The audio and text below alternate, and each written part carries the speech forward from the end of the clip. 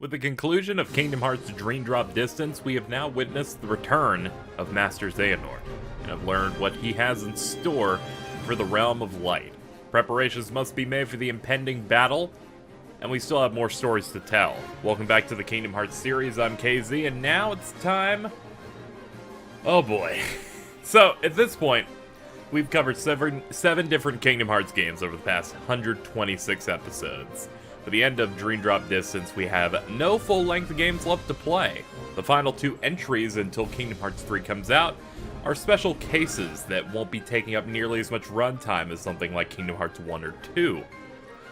Now, of those two special cases, the first one, and the next game that we'll be covering on the channel, is a bit divisive. It is the first mobile-centric title in the series history, and I'm of course talking about Kingdom Hearts Key.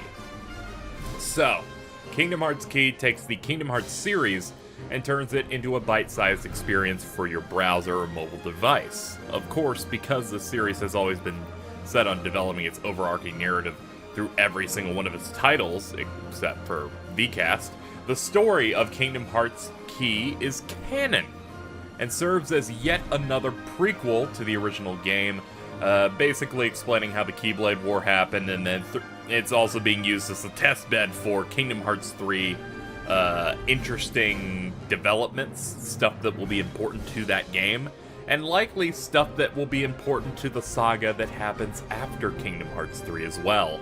So, let's get down to it. Kingdom Hearts Key has three different forms. It has existed in three different games, technically. The original Japanese-only browser game, Kingdom Hearts Key, the mobile remake of that game called Kingdom Hearts Unchained Key that was not Japanese-only, and the current iteration that we can play today known as Kingdom Hearts Union Cross. While that makes perfect sense as is, let me break it down a little bit further for you. The original browser game was called Kingdom Hearts Key. It was released only in Japan and told the story of how the Keyblade War happened alongside some new characters and some new concepts to the series. It ran from July of 2013 to September of 2016. While that was happening, I believe it was around the end of 2015, beginning of 2016, we saw the release of a remake of that. One made for mobile phones and one released everywhere. It's called Kingdom Hearts Unchained Key, and it's what you would consider a final mix version of Kingdom Hearts Key. It had additional content. It diverted from the story with some adjustments, but it also continued to be the one we came back to play. Basically, what this means is that the original game doesn't matter anymore and was soon shut down. The third version is Kingdom Hearts Union Cross. While it's not a completely new game, it is an official rebrand of Kingdom Hearts Unchained Key. Tetsuya Nomura described it as Union Cross basically is Season 2 of Unchained Key. It has new content, new story, updated title screen, all that kind of stuff. It is basically the next chapter in this story. So they decided to give it a rebrand to make it look nice. So that all makes sense. They also added stuff like online multiplayer, that kind of thing. What does this mean for the all-encompassing retrospective LP of the entire KH series that I'm doing? What does it mean? It means I'm not going to cover the browser game at all. It's been shut down, it's outdated, and has been replaced by its mobile contemporary. It's for the best, since main KH content should be released everywhere, not locked away solely to Japan like the elusive final mixes were back in the day. And if it's something important to the future of the series, everyone should be able to experience it on their own. Now you may be asking yourself, hey KZ, how are you going to be covering Kingdom Hearts Key on your channel? Will you be doing a full Let's Play of the over 700 and counting story quests? And continuing to do more as more content comes out? My answer is, oh god no. You must be a special person to think that I'm gonna ever do that. I will die. This will become a 300 episode KH series instead of something that's gonna be pushing 200. KHX's gameplay is fine on its own, but an LP of all of its samey content would kill me and you. So instead, I'll be doing a bit more of a brief and sane type of project with this, and it's going to be a way for us to still experience the story, have plenty to talk about, and you'll have a good understanding of the game if you haven't played it. So I've split this up into 4 points. Number 1, this video, I'm of course outlining what the hell this stuff is, as well as once we're done talking about this, I'm going to jump in to Kingdom Hearts Union Cross itself and play some of the game and show you what it's like. I'm very early in the game as well, so don't expect anything crazy, but this will give you an idea of how the game plays, and we'll pretend it's like a little mini Let's Play. That will happen for this episode. Starting with the next episode, I'll start presenting all the main story cutscenes of Kingdom Hearts Key, and I'll be watching them along with you and providing my usual commentary. I only know the broad strokes of it, so really getting into the details and watching all of it will be quite fun. This will take multiple videos though. Number 3, we're going to check out Kingdom Hearts Key back cover. This is a movie in the Kingdom Hearts 3 engine that will show us the events of the main story that we had just finished, but from a more interesting perspective, and has some major things that are going to happen and go off and be referenced in Kingdom Hearts 3, so of course we got to check it out. It'll most likely be 2 episodes long on its own, and of course we'll have my commentary in it. And number 4, I will then start presenting all the main story cutscenes of Union Cross, the 2nd season. This is going to be updated a bit sporadically, and I'm going to, at least for now, I'm putting up episodes every single day in the KH series, but once we get to the end of how much content exists for the story of Union Cross, the LP, this entire LP is going to go on hiatus. And once there's enough story cutscenes to fit an episode, I will then put out a new episode of this. And we're going to go like that. They're going to continue to update Union Cross even past the point of KH3, so there will be plenty of new content to check out, and as soon as it's ready to go and exists, I'll be able to cover it. That should be about it, though. Union Cross is a special beast since it's continuing, so expect those sporadic videos to happen when content is added once we've passed the point of no return. And of course, I'll be covering it as soon as it's out in Japanese, most likely because they get the content first. And once people have English translations, once it's subbed in a video form, I'll rip it and then start talking about it. Of course, what that means is that all the footage will be coming courtesy of translators from places like the wonderful KH news source KH Insider. I will play the game on my own, obviously, because they confirmed that if you play Union Cross and get really far in it, that there will be something special that you can redeem in Kingdom Hearts 3, so I have to. But I'll be using other people's content because recording every single thing I do in that game would kill me. So, with that all said, with that preamble done, it's time to start checking out Kingdom Hearts Unchained Key / Union Cross / the thing that's going to kill me. Let's go! Alright, so this mess is Kingdom Hearts Union Cross as it's known now, but this is mostly going to be Unchained Key content. There's my little dude, he kind of runs around here on the home screen. I think at this point I should start showing you folks a little bit of the stuff. I'm using a PC Android thing to be able to show you this, because I have no idea how to capture it using my tablet. So I'm going to go ahead and set it so you can see my cursor. So hey, hello, there we go. So, you're going to have to follow my cursor for a lot of this stuff as I cover it. First thing, of course, is my dude. Here's my little spirit pet. This is new, I believe? I believe this is like something super new. There's a few things you need to know with mechanics in this game. One, we have Lux. Lux is your experience points.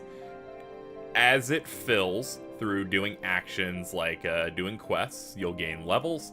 Levels fully refresh your AP. AP is what you need to basically do any quests in the game. They're like energy, because mobile games and these types of things try to get you to pay money. And you can pay money using their special currency known as jewels. Jewels you can get from basically playing the game itself. Special quests and missions and rewards like these right here. For example, I beat 2 raid bosses today, so I can collect myself 30 jewels. These can be used to refill your AP, if I recall. You can also refill your energy bar, which you use to do special attacks in the game, and also increase your stock for holding medals and other stuff. Let's go ahead and head on over to, I guess the shop. Explain how some of this stuff works here.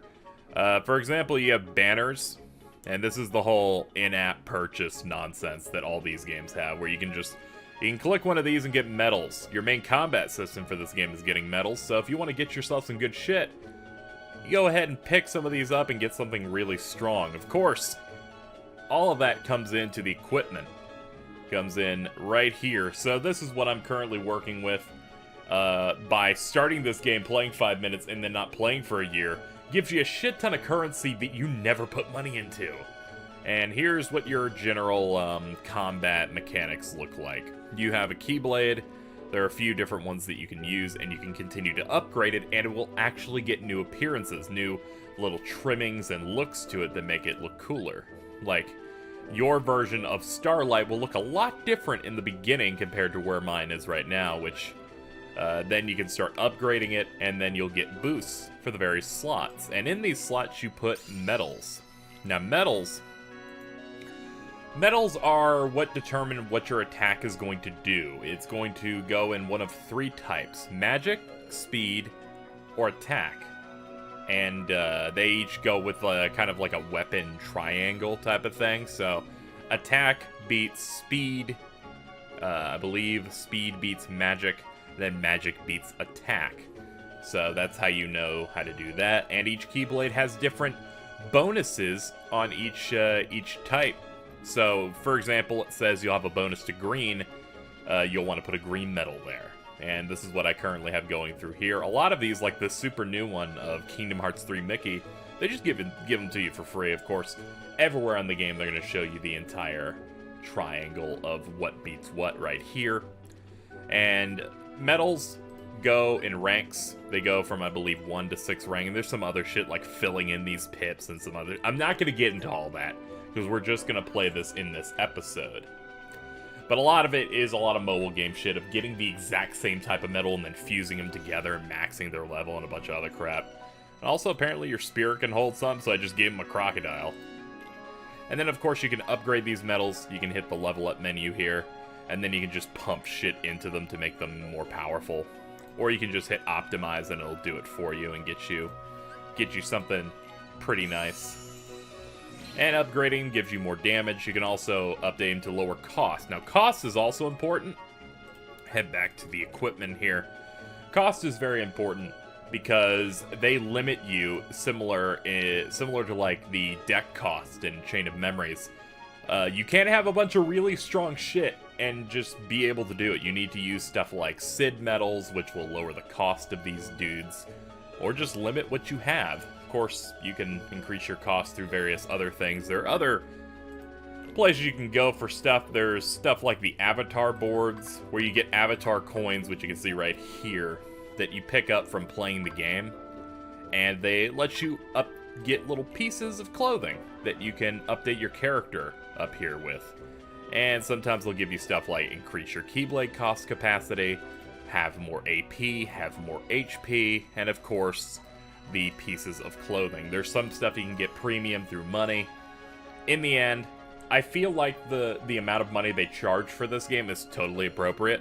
When you compare it to other mobile titles, it's pretty good. And as someone, I put maybe $30 into this game, I think. And I think they've given me like $400 or $500 worth of currency just by me not even playing.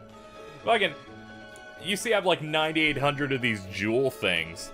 I didn't play for like 5 months. I came back and they gave me like 16,000. And I'm like, dude, this is great. Mobile games are like fucking, the servers coughed for a second. Here, have $10. It's really great. But I think that's the main under the hood type of stuff we can talk about. From here, we're gonna jump into a quest. I'm very early in. We're on like mission 80. I'm gonna be skipping the cutscenes, but here are the missions. How they work is on the bottom, they will display an element, and that's typically what the target Heartless you need to defeat. That's what their element is, so adjust your Keyblade accordingly, or if you're as strong as me, just don't give a shit. Missions normally cost AP, but during events, they reduce it to 0.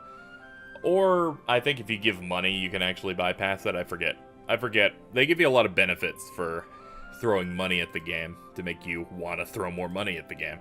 We're going to hit begin. And they bring us to this screen. A Heartless with low defenses. Use special attacks on blah, blah, blah. Here's what we have going on right here. And then you have your special attack gauge, which stays based on what you did last. You have 15 bars, and you can max them out. 30 jewels. Another reason to use up some of that currency you're saving. You go ahead and hit confirm, and here you can add a friend.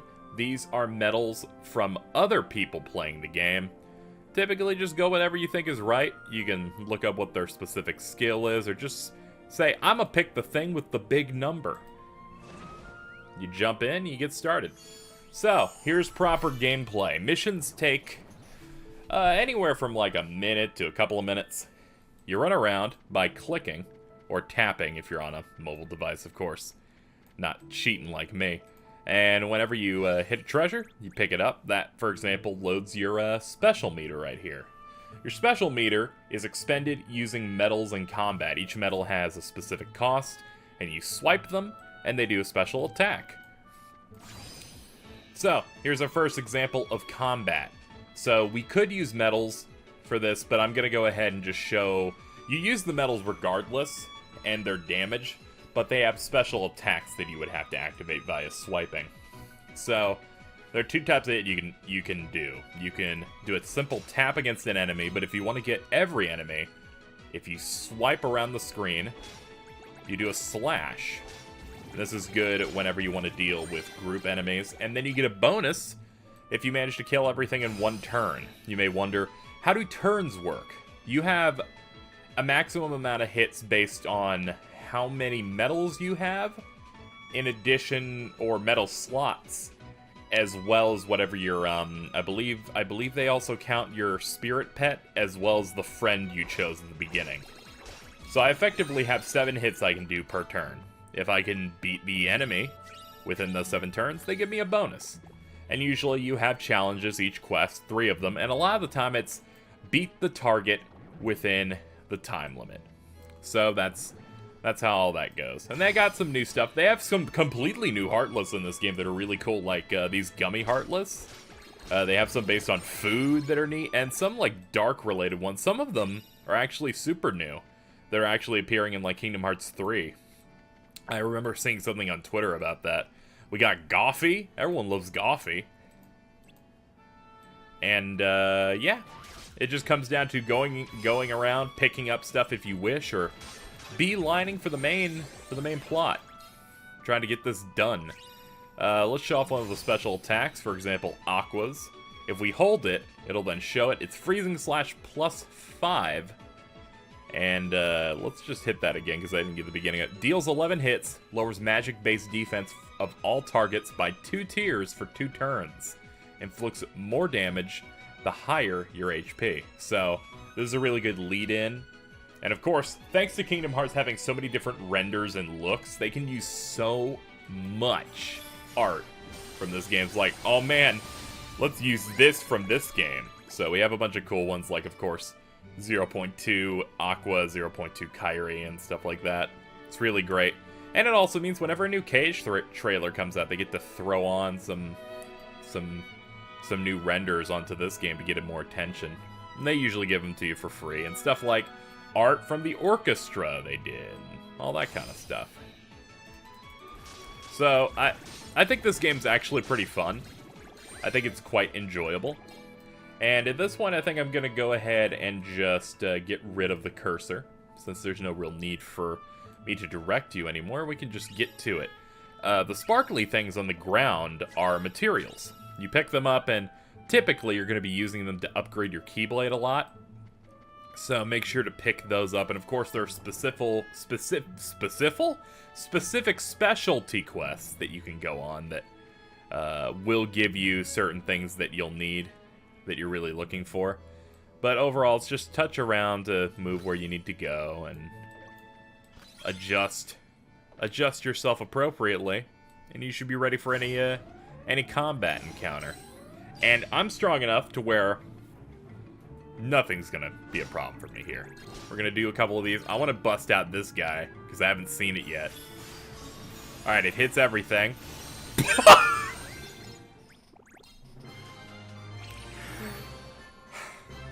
That was pretty good. Mickey just comes down and smites some motherfuckers. Then you, of course, get your rewards. Apparently there was an invisible. There was a fucking invisible out here? Oh, we gotta go find this invisible, guys. Invisibles are typically pretty strong around where I am at. Also, you get 150 jewels every so often. I forget what interval it is. Money. You'll need money to level up medals and fuse medals and do all that kind of stuff. Yeah, I believe it's every 10 quests. They give you 150 jewels and some rewards and stuff like that. Let's go ahead and do this again. If only because I want to find that invisible. But it's cool that they found a way to include all the art from the various games. That's really nice. Also, fun touches. For example, here, you can hear Shion's theme that just plays on her medal, which is very nice. Anyway, that's some really nice touches they put in this game. I played a good few different mobile games, and this is the one where I don't actively feel like I can't have fun if I didn't put any money in it. I put some early on, and wasn't really a big deal. I think it was like a year ago.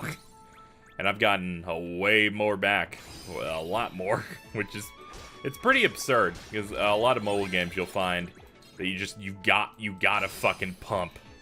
You gotta pump as much as possible. And ideally, I feel like you probably would if you end up blitzing this game so hard. Like, I need to get to quest 600 in 2 days. And I'm like, okay, maybe you're gonna have to put a little bit of money in there.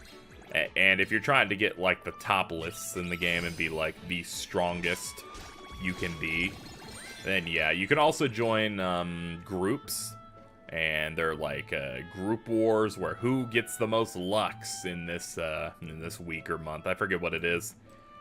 And there I can see definitely wanting to stay competitive. But if you're a casual person, like you ideally should be for this type of thing, it's not bad at all to keep up with the game and not waste your money.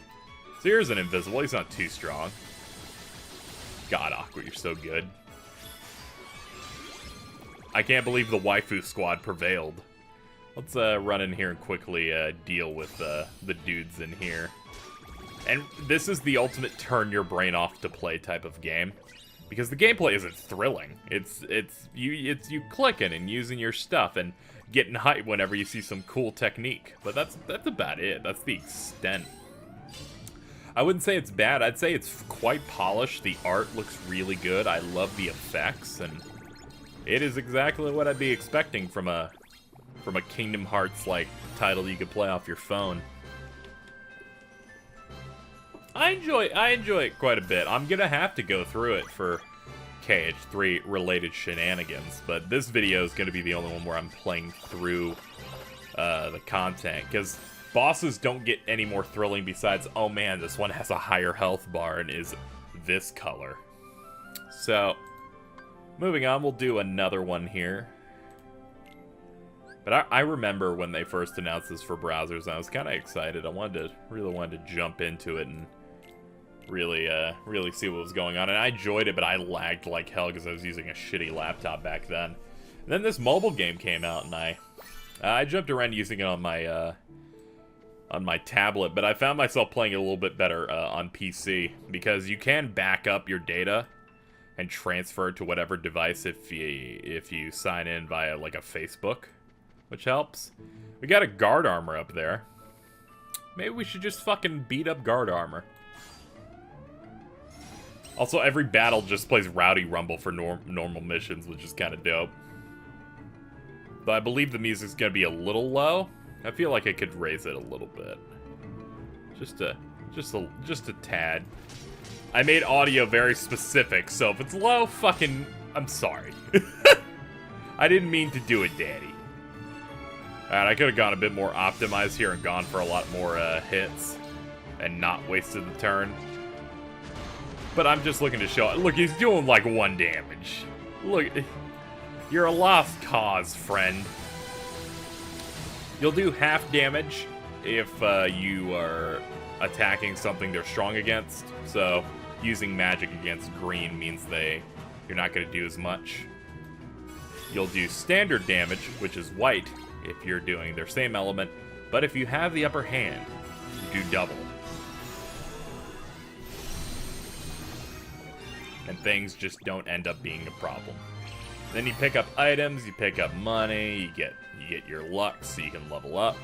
It's a very approachable game. It's fun, but if you're someone who's like, I really want to get in the Kingdom Hearts series, is this how I'm gonna get in? And it's not really representative of the whole series as a whole, in a way, just because it's a mobile title.